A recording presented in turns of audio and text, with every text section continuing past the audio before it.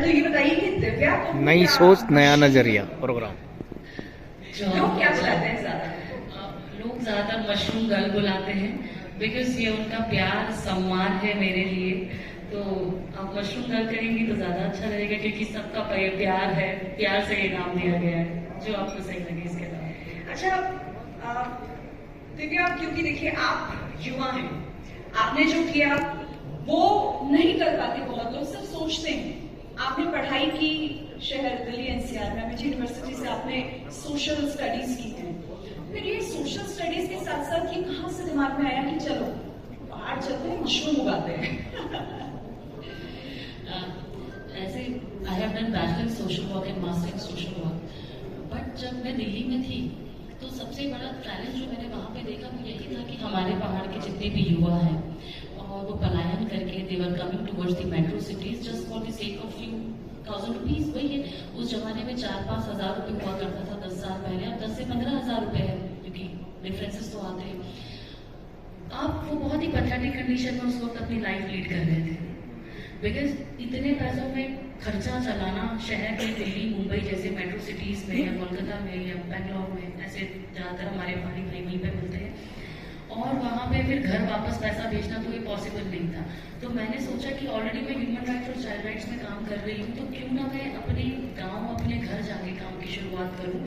तो मैं वापस उत्तराखंड आई, बट मशरूम इसलिए चुना क्योंकि मशरूम जो है वो इंडोर कल्टिवेशन है। हमारे पहाड़ों में सबसे ज्यादा दिक्कत ये है कि गांव घर पूरे खाली हो चुके हैं।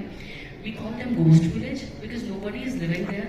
सो that was one of the thing which came in my mind कि हम क्यों ना जो कमरे खाली पड़ चुके हैं हम उसको यूटिलाइज करें, और जो खेती नहीं हो रही है उत्तराखंड में, जो डे बाय डे जो रेशियो फार्मिंग का डिग्रेड हो रहा है, उसका रीजन है कि हमारे यहाँ इतने वाइल्ड एनिमल्स हो चुके हैं कि वो सारी की सारी क्रॉप डैमेज कर देते हैं। तो जब कमरे के अंदर होगा तो फिर खेती को कोई नुकसान ही नहीं होगा। और तीसरी चीज जो सबसे बेहतर मशरूम कल्टीवेशन को बनाती है कि मशरूम कल्टीवेशन जल जमीन जलवायु की खेती नहीं है। The only thing which is required for mushroom cultivation is temperature.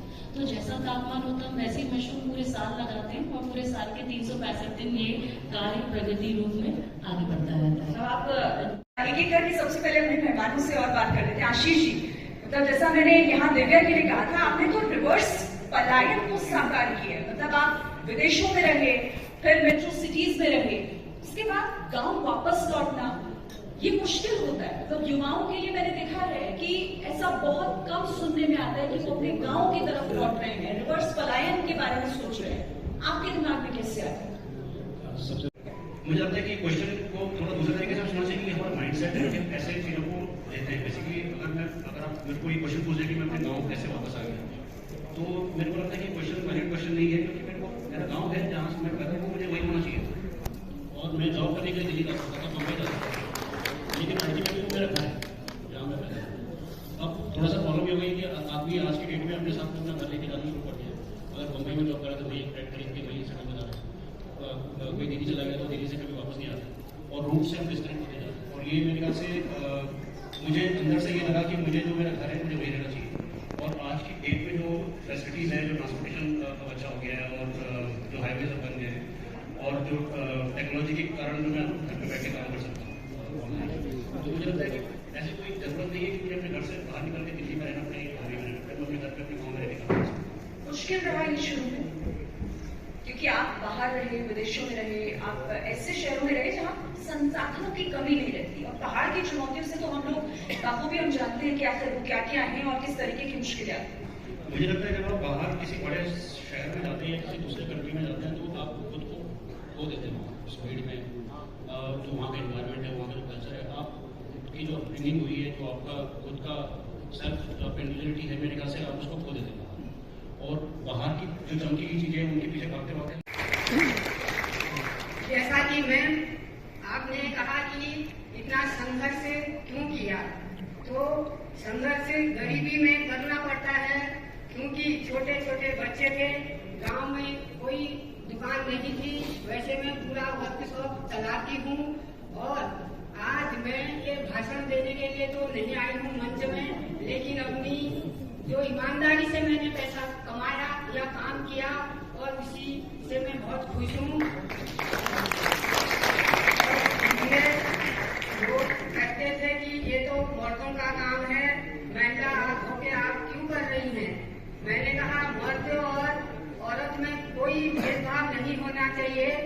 मैंने अपने पति के साथ कंधे से कंधा मिलाकर मैंने ये काम सीखा और आज मुझे यहाँ पर मौका मिला तो बड़ी खुशी होती है, क्योंकि मैं एक पहाड़ से आई हूँ, गांव में पली हूँ, तो संघर्ष करके मैं यहाँ तक पहुँची हूँ। मैं तो यही कहती हूँ कि टायर पंचर का काम करती हैं कमला जी। अपना होता है तो स्वयं का काम होना चाहिए, तो इसमें मुझे बहुत खुशी होती है।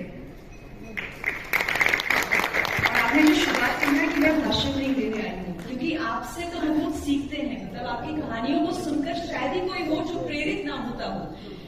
मैं मनीषा जी का रुकन, लेकिन उससे पहले क्योंकि आप नैनीताल जिले की, अगर मैं सही हूँ तो इकलौती महिला है जो पंचर, मतलब क्योंकि पंचर का काम हम जब भी सुनते हैं तो हमारे दिमाग में एक आता है कि अच्छा अगर कोई ठीक कर रहा है तो वो मर्द ही होगा। आपने ये धारणा बदल दी कैसे ना?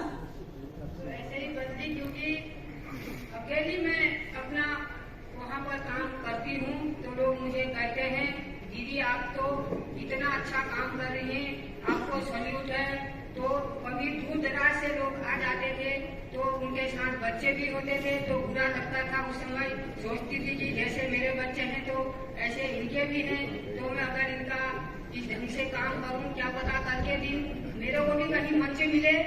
तो मैं इसी कारण से आज यहाँ पर पहुंची हूँ। और काम छोटा बड़ा कोई नहीं होता है, छोटा बड़ा करके अगर हम सोचेंगे तो हमारी सोच आगे को विकसित हो जाएगी।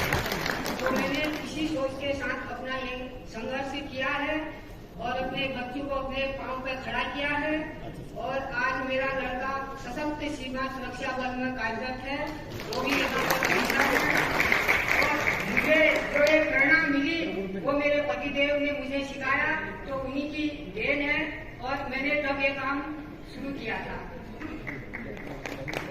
बहुत खूब मैम, आपसे आगे भी बात होगी, लेकिन मनीषा जी भी हमारे साथ है। और आपने जैसा कहा ना कि कोई काम छोटा या बड़ा नहीं होता। मनीषा जी आप स्विगी गर्ल के नाम से जानी जाती हैं, क्यों शुरू किया? मतलब कहानी क्या है आपकी, क्यों शुरू करना पड़ा? आपको देखकर नहीं लगता कि आप बाइक चलाती हैं और फराटेदार अंदाज में लोगों को उनकी सहूलियत मतलब मुहैया कराने जाती हैं?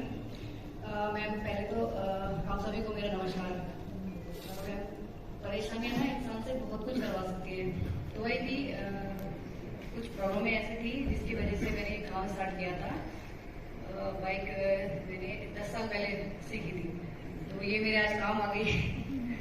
तो मेरे 2 बच्चे हैं जिनकी वजह से मैं काम स्टार्ट किया था और मैं कर पा रही हूँ। थोड़ा सा नर्वस हूँ क्योंकि मैं पहली बार मंच पे हूँ।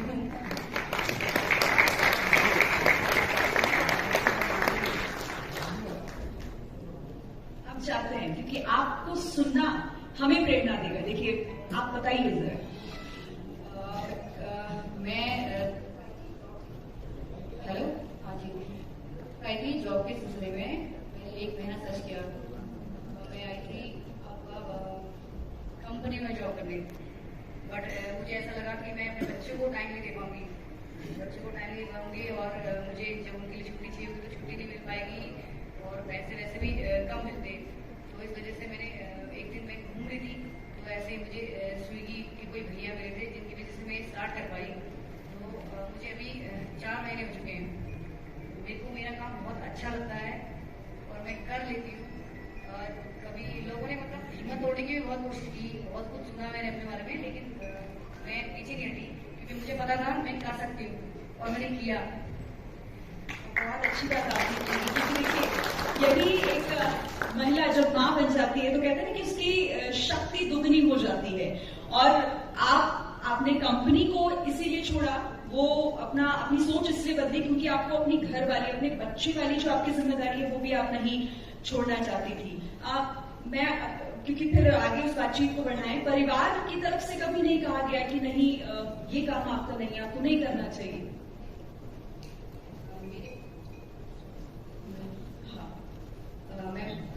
ऐसी कोई परेशानी आई, घर वालों ने मेरा पूरा सपोर्ट किया।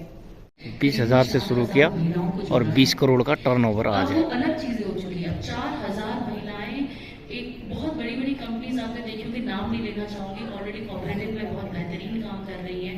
उन्हीं से इंस्पिरेशन मिली है। उत्तराखंड में पहली बार हुआ, मशरूम में इंडिया में पहली बार हुआ। होगा, उसमें 4000 महिलाओं से हम डेली मशरूम्स तो खरीदेंगे ही खरीदेंगे।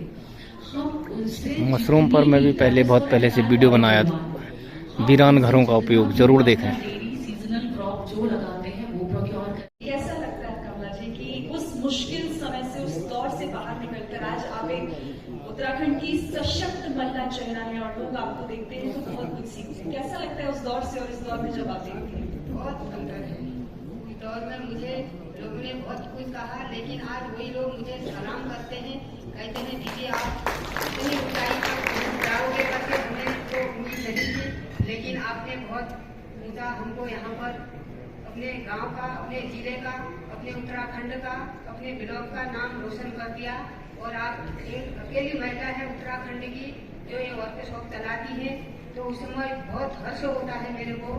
तो यही है, हमें भी आज हर्ष हो रहा है कि आप हमारे पीछे हैं और आपकी कहानियों को हम सुन रहे हैं, प्रेरित हो रहे हैं। मनीषा जी, स्वीगी गर्ल, आपने कहा कि बहुत साल पहले मैंने सीखा था बाइक चलाना, जो मेरे मुश्किल समय में मेरे लिए काम आया, लेकिन एक महिला होने के नाते लोगों को घर घर जाकर उनका सामान, उनका फूड डिलीवर करना, सुरक्षा का भाव नहीं आया। कभी कभी डर नहीं लगा कि पहाड़ों से निकलकर सुनसान रास्ते से होकर अपने किसी घर पर जाकर सामान डिलीवर करना, डर नहीं लगा?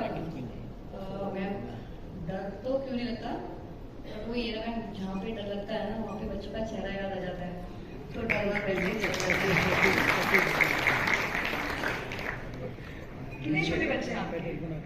मैम 2 बेटियां हैं मेरी, एक 7 ईयर, एक 4 ईयर। बेटियां कभी सवाल करती हैं, कुछ पूछती हैं? नहीं, जब उन्होंने मेरी वीडियो वगैरह देखी तो वो भी बहुत खुश होती हैं। अभी तो उन्हें इतना पता ही नहीं है, छोटे हैं वो। कभी ऐसा लगा, आपने कहा 4 महीने हो गए मुझे भी काम करते हुए, कभी लगा कि नहीं अब नहीं हो पाएगा, छोड़ देना चाहिए? नहीं मैम, मुझे अपने काम से बहुत प्यार है, मैं कर सकती हूँ और मैं आगे भी कर दूंगी। कभी ऐसा नहीं लगा कि आज मुझसे नहीं होगा, कल नहीं होगा, मैं डेली करती हूँ। जब बच्चों का छुट्टी लेके जाना हो चले जाती हूँ। अच्छा लगता है मुझे, मतलब ऐसा कभी मन में आया ही नहीं कि छोड़ना है। देखिए, वैसे तो पहाड़ की महिलाओं के लिए कहा जाता है कि वो पुरुषों से ज्यादा मेहनत करती हैं और काम करती हैं, लेकिन कभी कभी होता है कि हमारे समाज के अंदर से ही हमारी उस समाज के अंदर से ऐसी आवाजें आती हैं जो परेशान करती हैं। लोगों ने कहा कि क्या कर रही हो, क्यों कर रही हो, क्यों लड़कों की तरह इधर उधर फिर रही हो, घर घरों जाकर सामान दे रही हो, कभी ऐसा हुआ कुछ? कुछ बताना चाहेंगे, क्योंकि आपकी कहानी इंस्पायर करेगी, आप सोच भी नहीं सकती कहाँ तक गई। काफी लोगों ने बोला ना मैंने आपको कि काफी लोगों ने हिम्मत तोड़ने की बहुत कोशिश की कि क्या कर रही हो, सड़कों में घूम रही हो, रात 12 बजे तक घूम रही हो, 17 घंटे काम कर रही हो। कई लोगों ने ऐसे कमेंट वगैरह भी किए कि 12 बजे तक कौन सी कंपनी काम करती है जो तुमसे करवा रही है, या फिर कहीं रात को खाना लेके दूसरों के घरों में जा रही हो। ऐसी बहुत सारी चीजें हुई, और उनसे मुझे क्या कहना था, मैम तो मेरा काम जो दे रहा है ना, लोगों की बातें नहीं दे रही है। कुछ कहना चाहेंगे ऐसे लोगों को? फिलहाल मैं कुछ नहीं कहना, सबकी अपनी सोच है। मैं भी यहाँ बैठी हूँ तो वो शायद खुद ही समझ गए कि मैंने क्या किया क्या नहीं किया। आपने जो कहा, मैं उसका जवाब कमला जी से भी लेना चाहती हूँ। कमला जी, आपने कहा कि बहुत कुछ सुना और उसके बाद अब लोग मेरे ही बारे में अच्छी बातें करते हैं, तो ऐसे लोगों के लिए आप क्या कहेंगे? मैं उन लोगों के लिए यही कहना चाहती हूँ कि आप जब मेरे ऊपर ऐसे सवाल उठाते थे तो आप लोग, कोई बात नहीं, हम संघर्ष कर रहे हैं, हम आगे को भी करेंगे ही, लेकिन आप लोग कहते रहें, देखते रहें, सुनते रहें, मुझे कोई फर्क नहीं पड़ता है। मेरा काम ही वैसा ही है। कहीं भी अगर ठीक है, दुकान में आते हैं, कैसे कैसे लोग आते हैं, क्योंकि कोई अच्छा भी आता है, कोई बुरा भी आता है, तो मैं उन सबके साथ अपना वो करती हूँ, कोई किसी से भेदभाव नहीं करती हूँ, लेकिन जिस भाषा में वो बोलते हैं मैं उसी भाषा का उनको जवाब देती हूँ। मेरे से बोलते हैं कि पहाड़ की नारी है और सब पे भारी है। आपने तो एक लाइन में सब कुछ कह दिया, लेकिन कभी कुछ ऐसा हुआ है कमला जी जो आप हमें सुनाना चाहेंगी? मतलब आपको डट कर जवाब देना पड़ा सामने आकर, कभी कुछ ऐसा हुआ? बहुतों के साथ हो गया। वो काम ही ऐसा ही है, वो काम ही ऐसा ही है। डट के हथौड़े का काम है। अगर किसी ने कुछ कहा तो या थोड़ा दिखा दिया आपने। बहुत ही मतलब अब तो आपने बता दिया। और मनीषा जी, मुझे लगता है कि आप इससे पूरी तरीके से सहमत होंगी जो कहा है आपने। बिल्कुल, ये बिल्कुल सही कह रही है कमला जी, बिल्कुल सही कह रही है। ऐसी परेशानियां बहुत आती है, उन लोगों को इन्होंने बहुत अच्छा जवाब